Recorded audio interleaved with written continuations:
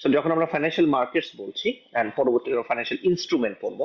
So financial মার্কেটে আমরা দুই ধরনের মার্কেট দেখি, একটা হচ্ছে মানি মার্কেট আর একটা হচ্ছে ক্যাপিটাল মার্কেট। এগেইন যখন আমরা ফাইন্যান্সিয়াল ইনস্ট্রুমেন্টের কথা বলবো, will be talking about money market instrument and capital market instrument. তো দুইটা আপনি একত্রে শিখে ফেলতে পারেন। সো মানি মার্কেট বলতে কি বোঝায়? মানি মার্কেট বলতে বোঝায় যে the market for short term debt instrument. Short term debt equity ইনস্ট্রুমেন্টের ক্ষেত্রে টার্ম ম্যাটার করছে না, কারণ ইকুইটি ইনস্ট্রুমেন্ট হচ্ছে গোয়িং কনসার্ন লং টার্ম, এটা কোনো মেয়াদ নাই।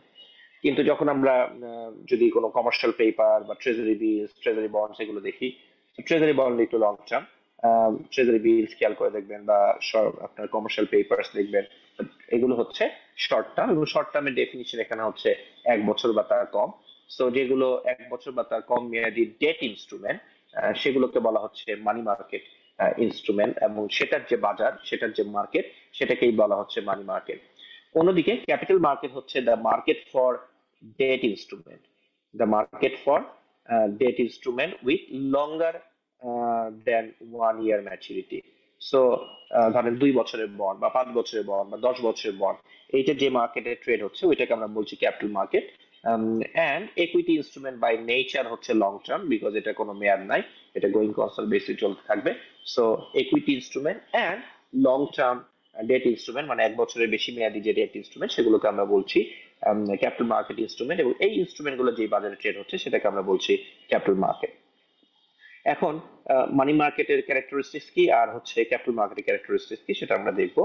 So the characteristics of money market যদি আমরা দেখি, তাহলে খেয়াল করে দেখবেন যে মানি মার্কেট ইনস্ট্রুমেন্ট সাধারণত হোলসেল মার্কেটে কেনা বেচা হয়। আপনি খেয়াল করে দেখবেন যে একটা ব্যাংক আর একটা ব্যাংকের সাথে রেপো করছে, repurchase agreement, so that's wholesale banking. আপনার ব্যাংক গুলো কল মানি রেটে টাকা নিচ্ছে, ব্যাংক গুলো ট্রেজারি বিল বন্ড কেনা বেচা করছে, এগুলো সবই হচ্ছে হোলসেল মার্কেটে অপারেট করছে। অ্যান্ড যেহেতু এটা short term and mostly bank to bank হয়, হোলসেল মার্কেটে অপারেট হচ্ছে, এই বন্ড গুলো সাধারণত এই ইনস্ট্রুমেন্ট গুলো, এটা ট্রেজারি বিলস হতে পারে অথবা কমার্শিয়াল পেপারস হতে পারে অথবা আপনার রেপো হতে, ইন্টারব্যাংক রেপো হতে পারে, এগুলো ভেরি ভেরি লিকুইড। সো যে কারণে দেখা যায় money market instruments are very liquid, যে কোনো সময় এটা আপনি ক্যাশে রূপান্তর করতে পারেন। এই কারণে দেখা যায় যে আমরা যখন ফাইন্যান্সিয়াল স্টেটমেন্টে মানি মার্কেট ইনস্ট্রুমেন্ট গুলো দেখি, এগুলোকে বলা হয় ক্যাশ ইকুইভ্যালেন্স, মানে ক্যাশের মতো এটা, বিকজ ভেরি কুইকলি আমি এবং উইদাউট এনি ডিসকাউন্ট বা ভেরি স্মল ইয়েতে ইন্টারেস্ট রেটে আমরা এটাকে বিক্রি করে দিতে পারি। এন্ড মানি মার্কেট ইনস্ট্রুমেন্ট যেহেতু short term in nature, and mostly দেখা যায় গভর্নমেন্ট ইস্যু করে, কর্পোরেট ইস্যু করে, হাই কোয়ালিটি কর্পোরেট গুলো ইস্যু করে।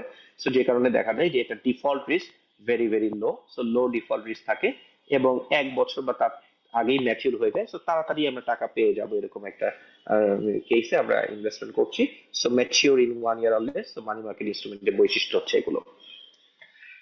মানি মার্কেট ইনস্ট্রুমেন্ট গুলো কি কি হইতে পারে? অলরেডি আমি বিভিন্ন নাম বলেছি, ট্রেজারি বিলস, ফেডারেল ফান্ডস, এটা ইউএস পার্সপেক্টিভে আমাদের দেশে যখন সেন্ট্রাল ব্যাংক ফান্ড দিচ্ছে, then repurchase agreement and reverse repo, repo এবং রিভার্স রেপো সম্পর্কে আমরা পরবর্তীতে পড়বো।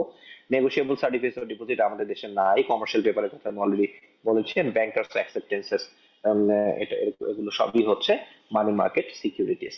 অন্যদিকে ক্যাপিটাল মার্কেট ইনস্ট্রুমেন্ট হচ্ছে, ক্যাপিটাল মার্কেট হচ্ছে এমন একটা মার্কেট যেখানে ক্যাপিটাল মার্কেট ইনস্ট্রুমেন্ট বিক্রি হচ্ছে। ক্যাপিটাল মার্কেট ইনস্ট্রুমেন্ট গুলো হচ্ছে মোর দ্যান 1 ইয়ার ম্যাচুরিটির যে ডেট ইনস্ট্রুমেন্ট অ্যান্ড এটি ইনস্ট্রুমেন্ট বাই ডিফল্ট হচ্ছে ক্যাপিটাল মার্কেট ইনস্ট্রুমেন্ট।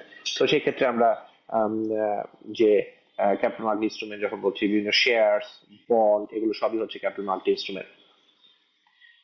এখন এই মানি মার্কেট অ্যান্ড ক্যাপিটাল মার্কেটে পার্টিসিপেন্টস কারা? So who are the participants in money market? আপনি খেয়াল করে দেখবেন যে মানি মার্কেটে আমরা যখন বলছি যে ইন্টার ব্যাংকে অনেক ট্রানজাকশন গুলো হচ্ছে, সেই ট্রানজাকশন গুলো কারা করছে? ব্যাংক টু ব্যাংক করছে, ব্যাংক গুলোর ট্রেজারি ডিপার্টমেন্ট গুলো করছে।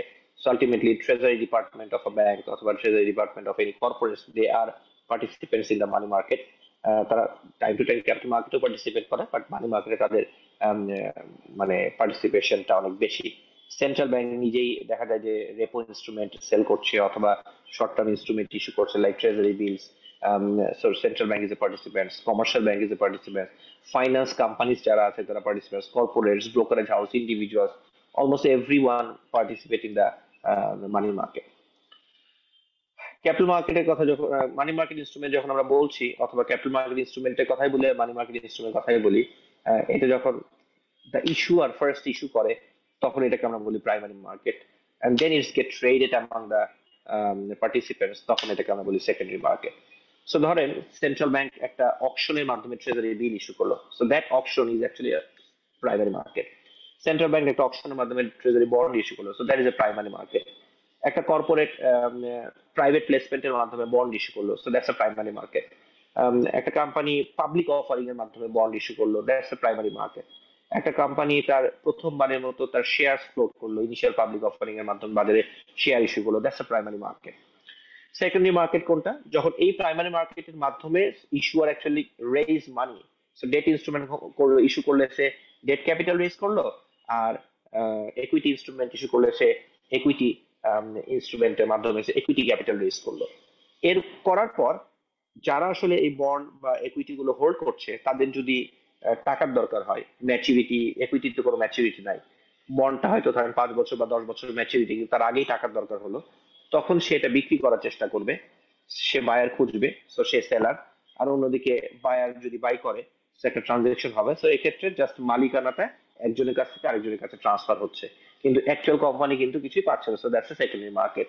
এবং এই সেকেন্ডারি মার্কেটে যদি না থাকতো, তাহলে ওই যে লং টার্ম যে বন্ড গুলো, এগুলো অনেকেই কিনতে চাইতো না, বা এই ইকুইটি অনেকেই কিনতে চাইতো না। সো সেকেন্ডারি মার্কেটের একটা মূল অবজেক্টিভ হচ্ছে যে এটা ভাইব্রেন্ট মার্কেট থাকবে, লিকুইড মার্কেট থাকবে, সো দ্যাট এটা প্রাইমারি মার্কেটকে ফ্যাসিলিটেট করে, সো ফাইন্যান্সিংটা মানুষজন করতে পারে আর কি। এবং এই সেকেন্ডারি মার্কেটের কথা যখন আমরা বলছি, এই সেকেন্ডারি মার্কেট তাহলে কি হচ্ছে, এই শেয়ারস এবং বন্ডস যেগুলো আগে ইস্যু করা হয়েছে, সেগুলো ট্রেডেড হচ্ছে অ্যামাং দা মার্কেট পার্টিসিপেন্টস। এবং এই সেকেন্ডারি মার্কেট সাধারণত দুই ধরনের হয়ে থাকে। একটা হয়ে থাকে হচ্ছে অর্গানাইজড এক্সচেঞ্জ, আর একটা হচ্ছে ওভার দি কাউন্টার। আপনি খেয়াল করে দেখবেন যে যখন ঢাকা স্টক এক্সচেঞ্জ বা চট্টগ্রাম স্টক এক্সচেঞ্জে আপনার শেয়ারস বা বিভিন্ন ধরনের বন্ড লেনদেন হচ্ছে, so that is an organised এক্সচেঞ্জের একটা উদাহরণ। অন্যদিকে আপনি খেয়াল করে দেখবেন যে গভর্নমেন্টের ট্রেজারি বিলস এবং বন্ড গুলো, এগুলো এখনকার দিনে এক্সচেঞ্জের মাধ্যমে কেনা বেচা সম্ভব, কিন্তু আগে এক্সচেঞ্জের বাইরেই শুধু কেনা বেচা হতো। এখন তো এক্সচেঞ্জের বাইরেও কেনা বেচা হয়, সো ইনফ্যাক্ট ওখানেই বেশি হয়। সো ওটিসি, সেটাকে আমরা ওটিসি মার্কেট বলি। সো ধরেন মনে করেন আমাদের ঢাকা ব্যাংক একটা বন্ড কিনছে, হয়তো মনে করেন ইবিএল এর কাছ থেকে একটা বন্ড কিনলো, সো ইবিএল যেটা হয়তো প্রাইমারি মার্কেট থেকে পেয়েছিল, সেটা তারা সেল করলো, ঢাকা ব্যাংক বাই করলো। সো আলটিমেটলি দুইটা ট্রেজারি ডিপার্টমেন্টের দুইজন dealer, they contact each other over a phone, and then they settle the transaction, তখন এটাকে আমরা বলছি over the counter market. So over the counter market, মাঝখানে কোনো এক্সচেঞ্জেস নাই, দুইটা পার্টি ডাইরেক্টলি ইনভলভ করে ট্রানজেকশন গুলো করছে। তাহলে সেকেন্ডারি মার্কেট সাধারণত দুই ধরনের হয়ে থাকে, একটা হচ্ছে অর্গানাইজ এক্সচেঞ্জেস, আর একটা হচ্ছে ওভার দি কাউন্টার মার্কেট।